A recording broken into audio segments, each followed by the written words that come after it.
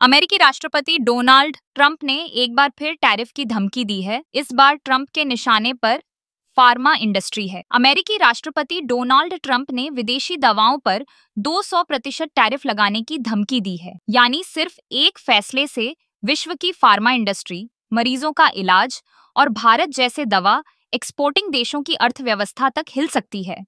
क्या ट्रंप का यह कदम अमेरिकी मरीजों के लिए सस्ता इलाज लाएगा, या फिर इसकी मांग पूरी दुनिया में महंगाई, दवा की कमी या जान जोखिम में डालने वाली साबित होगी? अब तक अमेरिका ने दूसरे देशों से आने वाली दवाओं पर कोई टैक्स यानी ड्यूटी नहीं लगाई थी। इससे अमेरिकी मार्केट में सस्ती दवाइयां मिल पाती थीं।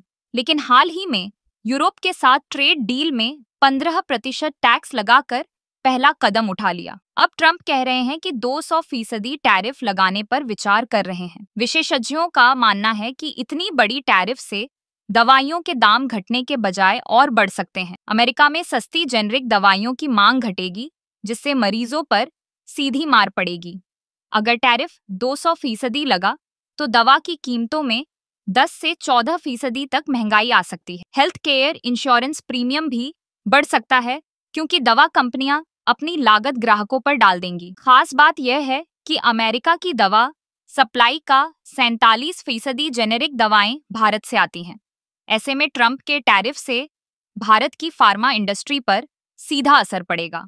साल 2024-25 में भारत ने 12.5 अरब डॉलर की दवाएं अमेरिका को एक्सपोर्ट की, जो कुल अमेरिकी दवा इंपोर्ट का 6% और भारत के कुल एक्सपोर्ट का 40% है। कंपनियां जैसे सन फार्मा, सिप्ला, डॉक्टर रेड्डीज, जाइडस का बड़ा बाजार अमेरिका ही है। टैरिफ लागू होते ही भारतीय फार्मा कंपनियों के शेयरों में गिरावट देखने को मिली है। अगर टैरिफ लागू हुआ तो मांग घटेगी, भारतीय दवाओं की हिस्सेदारी कम होगी और प्रॉफिट मार्जिन पर सीधा असर पड़ेगा।